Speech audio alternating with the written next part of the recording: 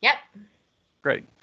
Okay, so thanks for joining for the Digital Marketing and Lead Generation Lunch and Learn for the Westerville Area Chamber of Commerce. My name is Ryan Keller. I'm the Digital Marketing Director at Triad Marketing Media. We're a small local marketing and media agency. We've been in business since 1972. And just in the last 10 years or so, we've really been focusing on digital marketing efforts just from the demand that all of our clients have really placed on us to kind of market in the digital realm. So today is really going to be focused a lot on smaller businesses and local businesses and kind of go over the different advantages that they have in the digital advertising and digital marketing world. So today's topics, we're going to be going over just 4 different things. We're going to be going over digital marketing tools for lead generation. These are going to be mostly for smaller businesses. There's a whole wide world of digital marketing tools, but there's really some small staples that I think that small businesses can really take advantage of. We're going to talk about search engine optimization, but we're just going to be talking about that a little bit. I can honestly talk for hours on search engine optimization, and it's usually pretty boring stuff, so I don't want to put too much of it in the presentation. We'll be talking a bit about advertising. Advertising is not something that necessarily everyone's going to be interested in, but it really does have a big impact through certain digital marketing campaigns. And lastly, we'll be talking about tracking our return on investment for these different digital advertising campaigns or just marketing in general, whether you're doing digital advertising through search ads, display ads, or just trying to be listed on different listing services. So let's say, why should small businesses prioritize digital marketing? Oh, you have the obvious ones. You got being discovered by new clients and keeping a line on existing clients. The thing about small businesses is that they really thrive on personal experiences. And the best way to thrive, or the best way to contact people personally, is through the digital advertising realm, because you don't only have access to things like social media and things that can target people sort of on a friendly basis, but also things that you can really target people based on interests and based on search history, so you can really have a good kind of a guarantee that the people who you're sending your messages to are the type of people who you want your messages to be seen by. You can say that customers, they tend to review local businesses. I think that people who work with local businesses do it because they want to support, local businesses in their local area. And when they definitely lead to more reviews for local businesses. So this is definitely something you want to keep an eye on through your digital marketing campaigns, and definitely contact people, ask for reviews, things like that. You get hyper accurate analytics from digital marketing. The days of, not really knowing what your advertising dollars are giving you, is really, those days are over when it comes to digital marketing, because you can tell exactly how many people are engaging with your ads, how many people are, going to your website from your social media platforms and from different referral pages. So getting better accurates is really the #1 reason I think why people prioritize digital marketing, especially small businesses, because you can give them a definite answer of the best, what they're getting for their dollar. And lastly, small businesses, there's constantly big competition coming after small businesses, and there's always different disruptors coming in the digital marketing field. No matter what you do, I'm sure that there's some large company that's kind of moving into your area digitally and trying to get impressions and clicks from people who might be interested in your services as well. But there are certain advantages that small businesses can take against these larger companies, directing for people who want to do work with small local businesses. So first, I just want to talk about digital marketing in general. Is it a necessity? And I kind of want to gauge the expectations that people have of getting listed, because you think about back in the day, maybe you were a local business and you started and you no one really knew much about you, and then eventually you get put into a phone book. And what happens when you get placed into something like a phone book? Well, you don't only get calls from people who might be interested in your types of services, you also get a ton of sales calls and things like that. So you have to understand that when you are being listed and when you're more visible to the average person in your area, you're going to get certain things like people looking for business that you can provide them with, maybe whether you're business to consumer or business to business. They might be looking for your services or your products. But you also have to expect that when you do this type of marketing, you're also going to be contacted by people who are going to want to sell you different things, or contacted by different organizations like a chamber of commerce or something like that. Some of these things are more helpful than others, but you have to understand that this is pretty much what you can expect from digital marketing. But there are certain ways that we'll talk about later how you can kind of narrow your target audience to be people who are just your customers and just people who are more likely to buy products from you. So let's talk a little bit about the digital marketing strategy. Just in general, you basically have leads that you're trying to get, whether it's someone who's just coming across an ad or someone who's just coming across your social media page, or maybe they're searching something like, oh, the best donuts near me, and they come across your donut shop. You have these people who are getting impressions based on your different listings in digital marketing, and the thing that you want to turn those impressions into are leads. So people who maybe are interested in your services, turn them into prospects, and then eventually turn them into customers. Now, all of this doesn't really mean anything unless you have the reporting tools that allow you to kind of have some visibility into this. It's really important to kind of gauge the performance of your different marketing campaigns, no matter what you're doing. And I know that this kind of might throw up some red flags, because I'm sure that a lot of you have heard before, sales funnels and things like that. This is kind of getting a little bit sales funnel-y, but we're not going to get too deep into this. We're kind of just going to move on to the tools that every business should have. So I just want to list a few tools that every business should have, whether they're a small business or they're a large business. Every business should have a search engine listing, whether it's through Google My Business, whether it's through Bing Places, and some people will argue that Yelp is also really good listing service for search engines, because Bing does rely on Yelp for certain business to consumer clients. I just want to mention that if you have reviews on your Google listings, like if someone gives you a 5-star review on your Google My Business page, then your click-through rate will increase by 35%. So click-through rate is going to be the percentage of people who see your listing and actually click on it. So we'll talk a little bit about this a little bit later, but review stars on Google listings are incredibly important, but just having those listings in general will really help you out with your extra placements and search engine optimization. And we'll also talk about that in a minute.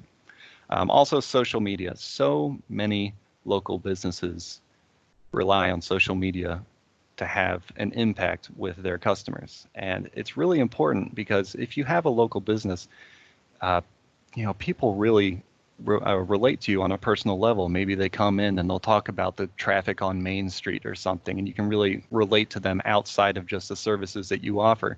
And this is the realm that social media is so helpful in, because even if it's not always selling yourself, you can do fun little posts, or you can just talk about something that's happening in the local area. Social media is incredibly important tool for businesses, and the importance of actually doing relevant and timely postings, just so that people know that you're still in business and you're still active. And lastly, it's a user-friendly website. So the reason why I say user-friendly website is because user-friendly websites are really going to be better for search engine optimization. I think that we've gotten to a point where search engines have just become so comprehensive in their crawling of websites that they have a better understanding and better visibility to how users are behaving on websites. So if your website is not user-friendly, if it's not mobile-friendly, then that won't only not help you with search engine optimization, but it will actively hurt your ranking. Going further with tools every business should have, really, when it comes to digital marketing, if you want to have complete visibility about over the different people on your website and what they're interacting with, you need to have interactive elements on your website.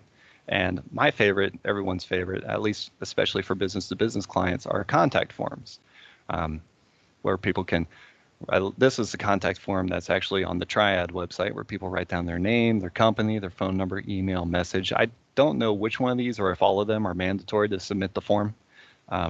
But this is incredibly helpful because it is a very high quality interactive element.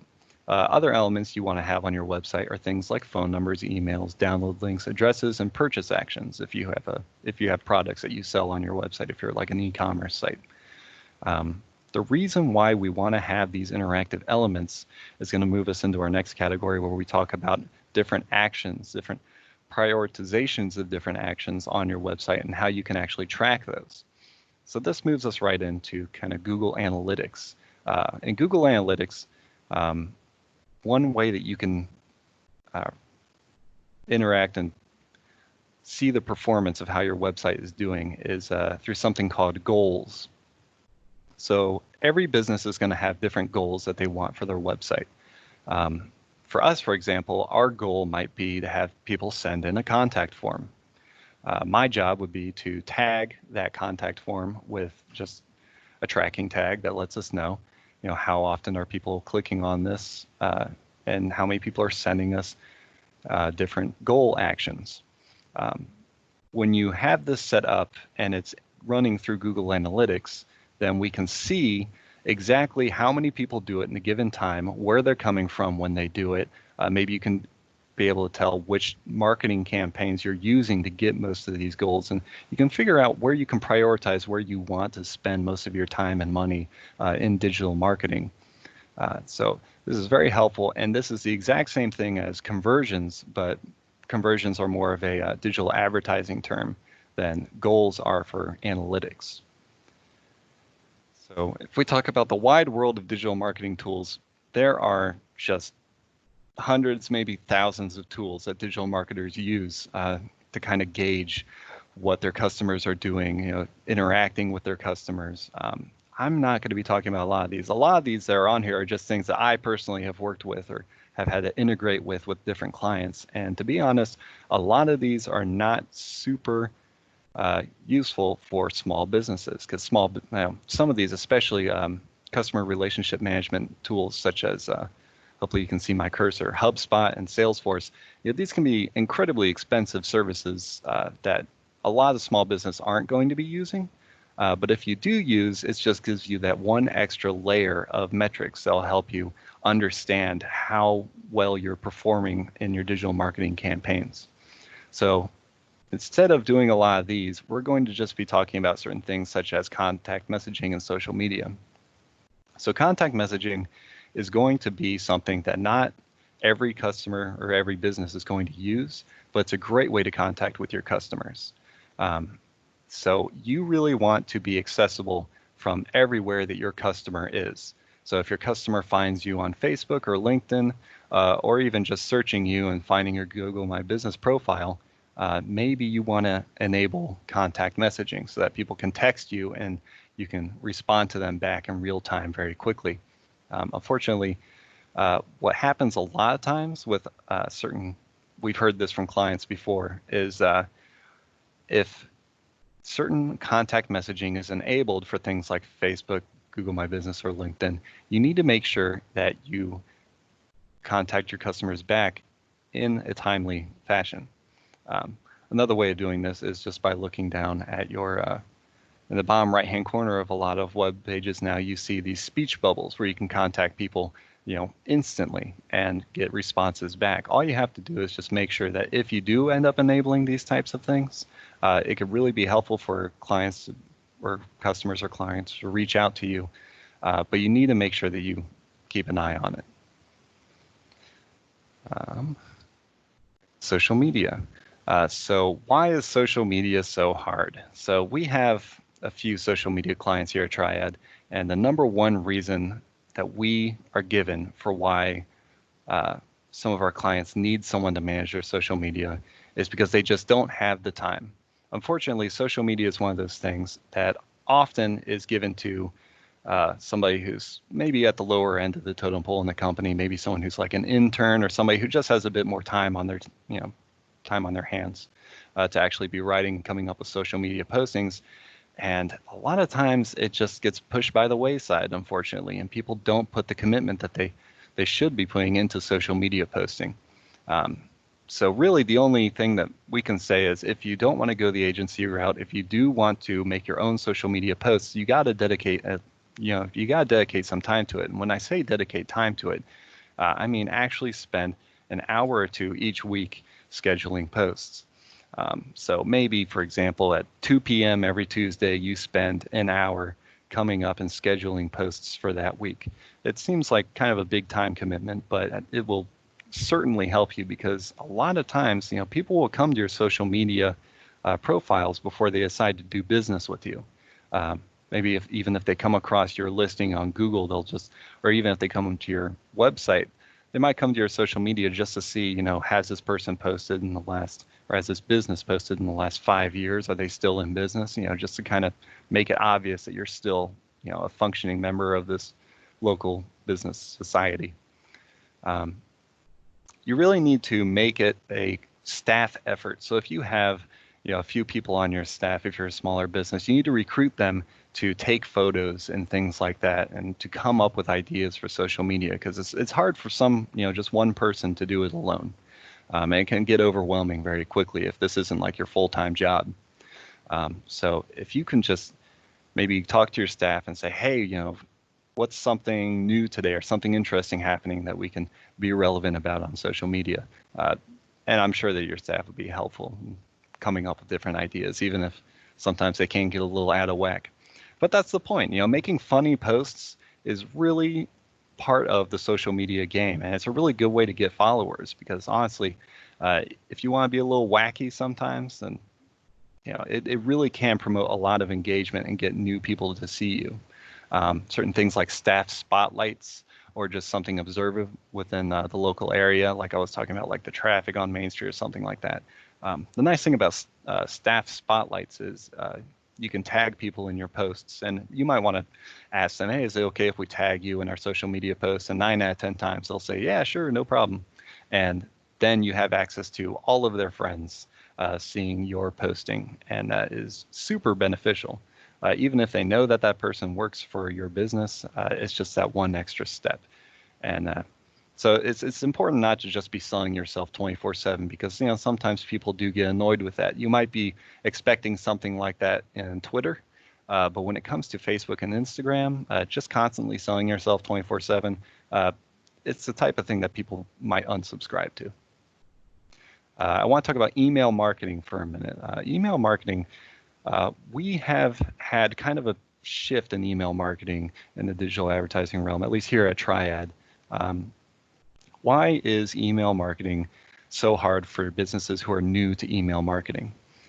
So maybe if you're a small business and you conceptualize a new idea for your email marketing blast, and maybe you even came up with the artwork for it and you already wrote all the copy for it, you think to yourself, where do I send these, where do I send this email out to? Some people might ask how to send it out, which we would actually, recommend actually getting email marketing software for that. For example, we use Constant Contact. We've been very happy with them, and it keeps us out of spam inboxes and things like that. But email marketing in general, when it comes to getting a list of people to send your email out to, if you just Google search something like buy email list, you're going to get just thousands of results from companies all over the world claiming to have the best targeting for email marketing. And widely, we've seen this type of marketing be really unsuccessful when you go directly for paid email campaigns. Of course, some are better than others, but if we even ignore for a second, the kind of the rampant fraud that goes across the email marketing list industry, getting cold emails from people really results in just a lack of engagement, and it's really not giving you a great, bang for your buck. Of course, this definitely has some outliers. For example, if you're with an organization like the Westerville Area Chamber of Commerce, then there's going to be higher engagement on something like that, because people will expect emails from that type of list and be expecting emails from other businesses in the local area. Also, if you participate in a trade show and the trade show is selling out their email list, you're definitely engagement on that, because then the people have seen you and they're more likely to click on your email and get a little bit more information from you. But the best way that we've been able to get email marketing out to potential clients for the best engagement is to get their information from them willingly giving it to you on their contact forms on your website. Whether or not they're being directed to these contact forms from digital advertising or just from, just posting on social media often, or just whatever other digital marketing efforts you have, pointing people to these contact forms will get you a marketing list just organically generated for people who are actually interested in your future services. And we've just seen really good results getting our email lists from those types of sources. This also includes newsletter signups. If you have a CRM such as HubSpot or Salesforce, exporting them is also exporting your clients. Obviously, your clients are going to be more likely to click on your emails. Those types of things are really the best bet. And I can't warn you enough to just not buy an email list from some random person on the internet, because more often than not, you're going to be disappointed. So now we're going to move into search engine optimization. Search engine optimization, most people are pretty familiar with the concept. It is getting to #1 on Google search. So I'm going to bring up the donuts example again. If you're searching donuts near me, or best donuts, or just searching where can I buy donuts in general, you want to hit that #1 spot. There's a huge number of factors that you need to keep in mind when you're gunning for that #1 spot that everybody wants. First thing, mobile-friendly website. We already talked about that. Google My Business is going to help out tremendously in search engine optimization for your extra placements, which we'll talk about in a minute. The speed and the size of your website, these two things are typically connected. Speed is typically going to be affected by the size of the images on your website, but also it's going to be affected by, who's hosting your internet service. Do you have a good hosting provider? Are they getting people your web page quickly? So it's actually really easy to reduce the size of images, and it's even easier probably to change the hosting provider if they're not doing a good job for you. But if you have a slow website, that's going to detrimentally hurt your SEO for Google and Bing and different search browsers. For keyword tracking, this is going to be a little bit more down the rabbit hole, but using different keywords and keyword optimization.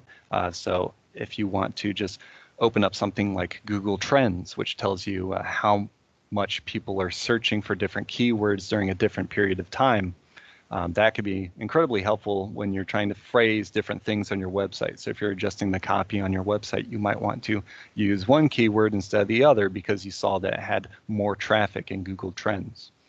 Backlinks. Backlinks is tough to talk about because it really is the thing that no one else wants to talk about, but those are going to be the links that other pages have to your site. This is a very big part of search engine optimization. It always has been ever since the beginning, and it's something that is best done organically. We'll be talking about this a little bit later, but backlinks is something that you can certainly work on, whether you're just trying to be listed through advertising or different things like that. There are places that can offer backlinks for sale. Definitely do not recommend doing something like that, but if you want to be listed for different organizations, such as the Westerville Area Chamber of Commerce, they provide pretty high quality backlinks for members as well. And there's a whole bunch of other things I'm not going to go into because I could honestly talk about search engine optimization for way too long. So let's talk about extra placements. What are extra placements? It's how we steal those sweet, sweet rankings. So as you can see in the left-hand corner, I searched for donuts near me, and 3 results came up immediately before even organic search results and paid search results came up, and they were the local positions or the local donut shops that are actually near me. And the way that they were able to get this information was from the Google My Business listing. Even if your Google My Business listing isn't claimed, they might still have you on here. But as you can see, I really like Snyder's Bakery. It is probably the place I go to most often. I certainly go there more often than Krispy Kreme, but for some reason, Krispy Kreme, which is 2.8 miles away, even farther away from Snyder's Bakery, comes up before Snyder's Bakery. And I'd ask, what makes you think that Krispy Kreme should be higher than Snyder's Bakery, even though it's like 3 times farther from me than Snyder's. And the reason is because so many people have rated Krispy Kreme.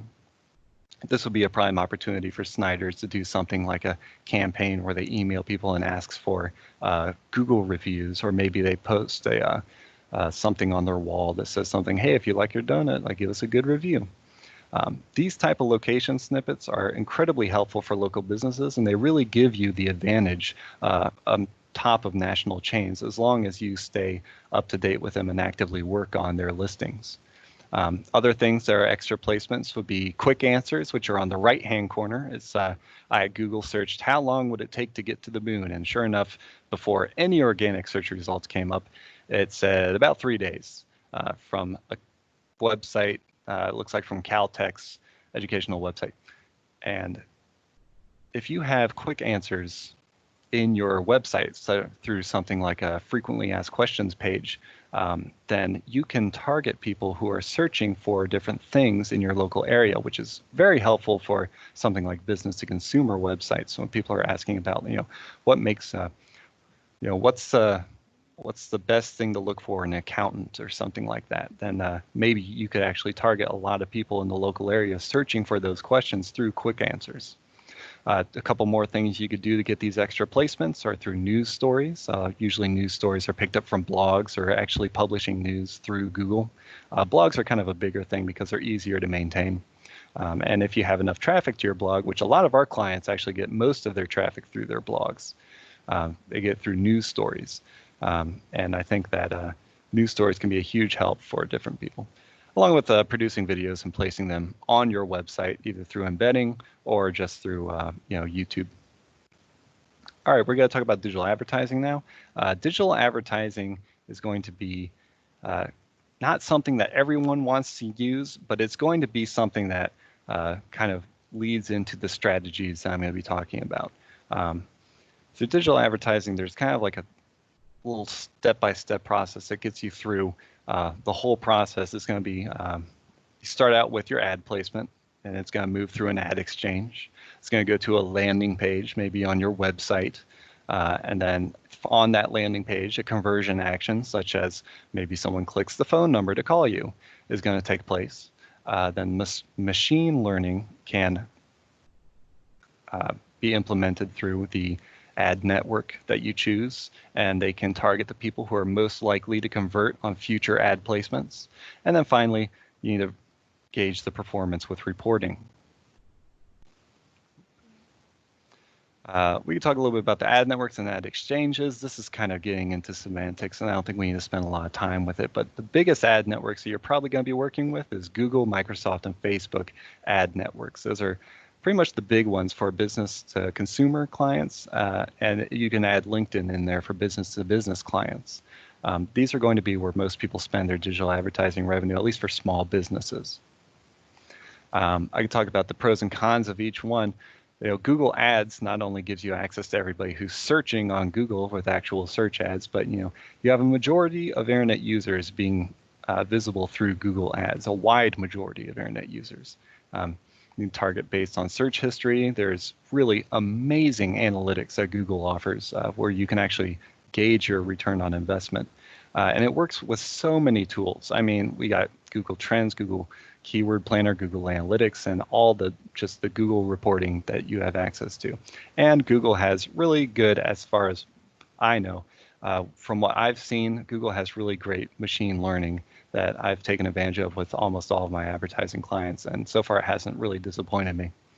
Facebook and Instagram ads, you can target based on interest. And Facebook and Instagram, if you are a business to consumer business, you should really consider Facebook advertising because it's just tremendously good for business to consumer. And honestly, business to business is a really good resource for that as well. It's best for visual ads and videos because a lot of their ads are through awareness, brand awareness, and it really is going to be like display type ads. LinkedIn, on the other hand, also going to be a lot of display type ads, but they have been adding some different type of search functionality to their advertising. They have a great business-to-business network, and the awesome thing about for business-to-business clients is that you can target people based on job position, based on their role in their company, and based on the industry that they're in, which is really the kind of metrics that no other ad network really can offer you. On the other hand, you do have to pay at least $10 per day for ongoing campaigns. You can pay less than that, but it won't be for an ongoing campaign. It'll end whenever it hits its $10 per day amount. So if you put $50 in, it'll end after at least 5 days. There is a stigma that we can't ignore with digital advertising, and I've heard it all. We just got a client that was a pest management client, and they told me that they had previously had someone manage their digital advertising for them. The person didn't set it up right, that they, instead of targeting the local area, targeted everyone in the world, and they spent their entire digital marketing budget for a whole month in a single day. Those types of things should never happen. For a properly optimized campaign, they will never happen. And with the right agency, you would be protected from certain things like that affecting your budget. So properly optimized campaigns, I'll just run through this real quick, should show ad impressions outside, should not show ad impressions outside the geofenced area, unless by design. Sorry, that should not show ad impressions. They should not spend more than 2 times the average daily budget in a single day. If you're a business-to-business client, you probably aren't going to be targeting people as much on the weekends. You'll rather be checking them on the weekdays.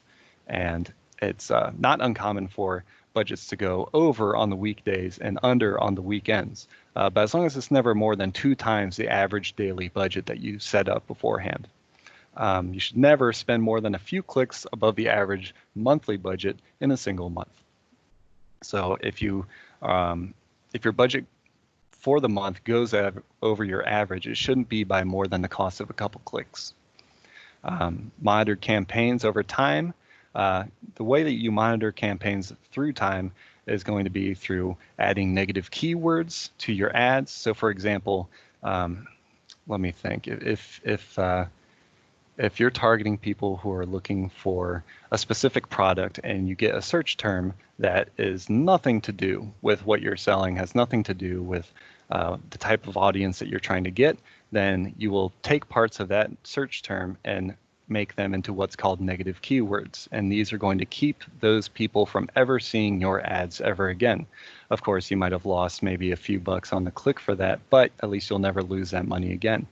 So when you first create a digital ad campaign, you will see results very quickly. I mean, within the first week or 2, you'll start seeing results. And usually within a few weeks, you've seen pretty much everything that people are going to throw at you in terms of search terms. And you can have a very well optimized campaign within the first month. And first month, you should not be wasting much money, if any, on bad search terms. Make sure you have regular auditing for your ad campaigns. Make sure that you're spending the right amount of money. Make sure that you're tracking analytics to see that the performance as well.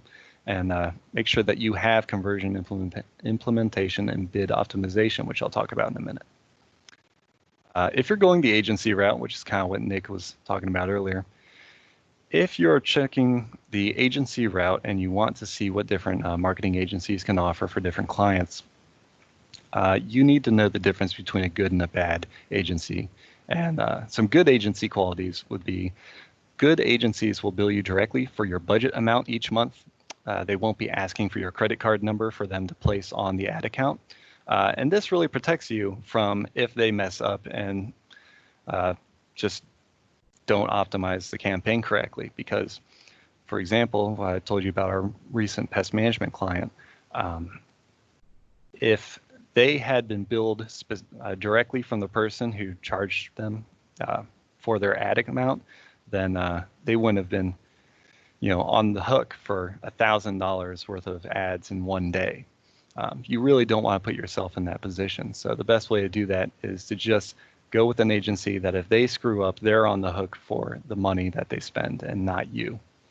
Another good agency quality is that they'll give you a straight answer if you ask them about their costs of services versus how much is going directly to ad placement. This is a huge red flag because I'm sure everyone has been contacted by some digital marketer that says, hey, give me $500 and I'll get you, 10,000 ad impressions and 50 clicks or something like that. And you can ask them like, hey, of that $500 that I'm spending with you, how much is going directly to ad placement and how much are you taking as a fee? If they can't answer that question, you don't want to go with them because you don't know how much of that money is going straight to them, how much could be going straight to the ad placement. It's really something that every agency should tell you. Other good agencies will offer daily monitoring of search terms and keyword management, always making sure that they're adding negative search terms and new keywords. Free text ad creation, so make sure that they're making just more than one text ad for your campaign and making sure that there's different variety, not just with text ads, but also with display ads. So display ads might be an extra cost for actually creating the artwork. Analytics reports. Good agencies will always offer analytics reports. Good agencies have full transparency with their clients, and you're not going to just say, oh, you got 50,000 ad impressions. No, you actually need a report telling you exactly what you got, preferably something that's automatically generated, which I'll show you here in a minute.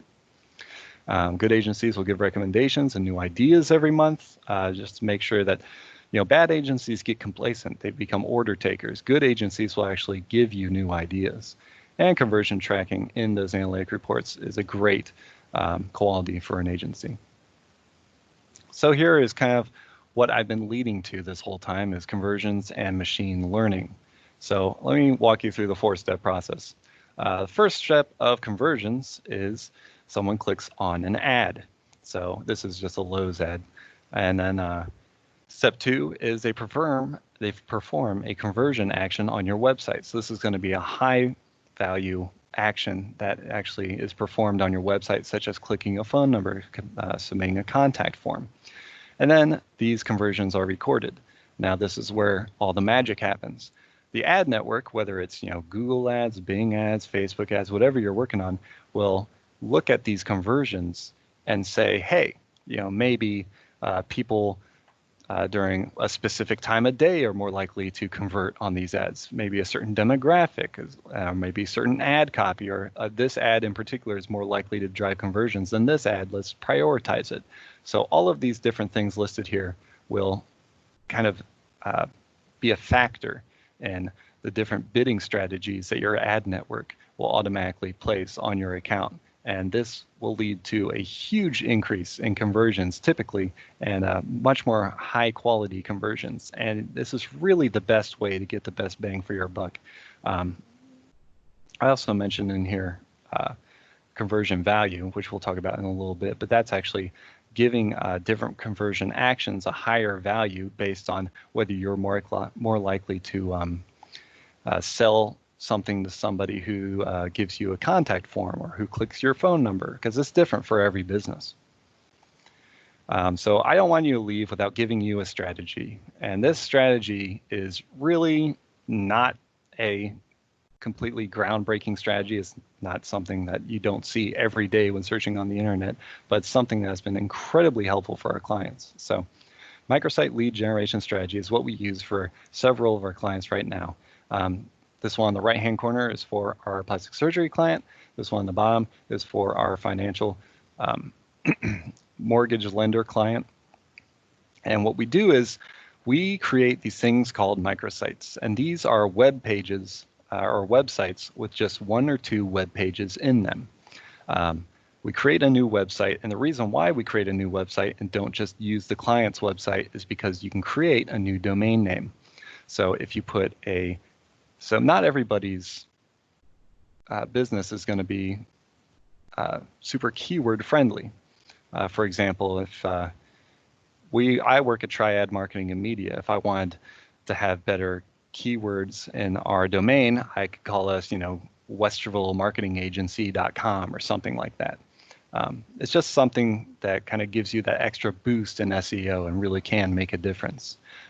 Next, we run ads directly to this page as landing page for people who click on different search advertising. So for our plastic surgery client, if people are looking for body sculpting in Columbus, then they get sent to this page. And we've really seen is really great engagement with these quizzes that we've put on these pages. So that's why you see quizzes on both of these microsites. Is they have just both went the quiz route. You don't have to go the quiz route, but it's just what we've seen as something that's been really successful for our clients. And this strategy has led to just a ton of leads, and not just, random leads. I'm talking really high quality leads for our clients. And it's something that I think any business, whether they're business to consumer or business to business, they should really consider doing something like this. Organic backlink strategy. This is less of a strategy and more of just kind of a list of recommendations for getting good backlinks. But backlinks, as I said, was when other pages or websites link to your page. And a good way to get this is not to directly pay for it, because bad links will actually really hurt your SEO. So if you go online and you buy 10,000 backlinks or something like that, it's actually going to hurt your SEO instead of really give you a boost. So what I recommend is just doing things that get you better visibility, get you better listings, and this would be 6 months of blog writing, 6 months of digital advertising, because digital advertising for a lot of clients is just a stepping stone for better SEO. It's a lot of clients don't see digital advertising as a permanent fix for their marketing budgets. A lot of them see it as just like, well, I want better SEO. I'm going to use digital search advertising to kind of give me that kickstart for the first few months. You also want to maybe look at different listing services. As you see on the right-hand side, we've got opencare.com and expertise.com. These websites are solely exist to list companies and to be the #1 search when people search for best dentists in Ohio, best accountants in Ohio. And some of these services have these featured profiles, which could really be worth the money. If you do it for just a year, you can get that kick in SEO. And not to mention a membership to local organizations like the Westerville Area Chamber of Commerce. Just getting yourself those types of backlinks that are high value. I've seen personally that the backlinks from the Westerville Area Chamber of Commerce for our different clients, and for us, actually, because we're listed on it, are actually really high quality backlinks. So almost any organization will get you some good backlinks. And lastly, I want to talk about tracking your return on investment. This is going to be really quick, just because we make it nice and easy. You need to browse the reports that you're given, or the reports that you can generate from your different networks. So if you're using Facebook, you can go to Facebook Business Manager, or you can look up, just go to facebook.com, navigate to your page and look at the different analytics.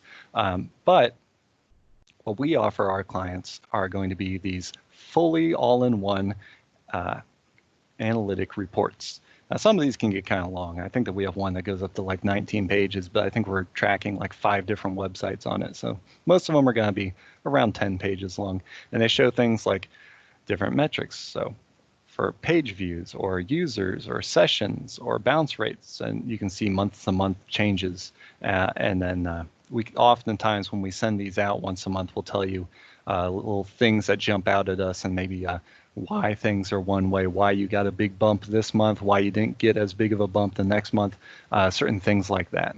But your key return on investment metrics that you need to pay attention to are your conversions, just to see how many conversions you got one month across, compared to the previous month. Your cost per conversion, which is an amazing metric. It really will tell you, like, oh, maybe I spent $50 per conversion, and I know that, I got 20 leads, and maybe you spend $50 per conversion, but you actually make like a $200 profit on that client. So that's the type of thing where you can really start to measure your actual return on advertising spend. You could do a cost per conversion action, which is really helpful if you have different conversion actions on your website, and some are more valuable than the others, such as clicking a phone number or clicking an email address, which people are more likely to actually buy something from you. And then if you have a CRM set up like HubSpot or Salesforce, you can actually get a cost per new customer metric, which I think is pretty much the end all be all of all return on investment metrics. You can see exactly how much it costs for you to get a new customer. Most small businesses aren't going to be using this, aren't going to be using a CRM, and they'll just have to settle with cost per conversion, which by itself is a pretty great metric. Key metrics for monitoring campaign efficiency are going to be conversion value per month, for 1 month versus the previous month. Is your conversion value the same? And these are going to be the values that you place on different conversions. So maybe you have one conversion worth 3 times as much as the next. Your conversions number isn't going to help you as much as your conversion value number. Click-through rate, so the percentage of people who click on your ad after seeing an impression, or just click on your website after seeing an impression through organic search. Engagement rate, how many people engage with your social media posts, and new followers for your social media posts. And lastly, when it comes to these reports, and when it comes to social media in general, you need to have a way to monitor how you're doing. You need to see, hey, I got 4 new followers last month versus the previous month where I only got 2 new followers. I must be doing something right. Let me look at these posts that I did over the previous month and see which one got more reach or more impressions, which one got more engagement through contact clicks and things like that. Or maybe you could see where people are in a certain state or where in the country they are to be looking at your social media profile. When it comes to things like social media, you need to keep up with the pace and make sure that you're measuring performance, because if you're not measuring that type of thing, you might not realize that people engage more when you post a video instead of when you post just a photo. Those types of things can really up your social media game. And when you kind of have a formula for that performance and you follow it, really great things can happen out of that. So that was kind of a lot. And if you have any questions or want to have any discussion about digital marketing or social media or just anything in general through reporting and return on investment, I'm totally open for questions or anything like that. Or just if you want to talk about the different tactics of digital marketing that you've used and that you've seen success in, feel free to speak up. Ryan, thank you for that. I think that was, I really enjoyed hearing some pointers. A quick question that I had, I know when you started the presentation, you had mentioned a few pointers for websites, having those contact forms, things like that. Do you know of any sort of just like website well check almost that we could maybe tap into just to other than just Googling your own business or anything like that? Do you have any tools like that you think might be beneficial for like small business owners, who that was a lot of information, where can we, make the largest impact in the shortest time frame? What are those really big elements that maybe we are missing out there? Yeah, if you're talking about search engine optimization and you want to like do something like scan your website and figure out, where the weak points are, there are different tools for that. We subscribe to a certain tool that provides us with that information and gives us information such as, how many broken links are on your website? Is your metadata on all your pages? Is there any times where pages are duplicated or there's duplicate metadata? Those types of things are really going down the rabbit hole with search engine optimization. But if you want, there are services out there that will do it for free. Just Google, scan my website for search engine optimization, and they'll give you some metrics like that. Of course, there might be like an upsell, like, oh, pay us $10 or something to get the full scan or something like that. But for our clients, it's kind of just something, at least for social or search engine optimization clients, it's pretty much something that we just give them whenever they request it. Yeah, that's great. That's great. That's great to know that resource is out there. Karen or Nick, did you guys have any other questions or thoughts you wanted to share? Thanks again for your time with us, Ryan. I think that was some great information. Oh, thanks for having me. Yeah. Yep.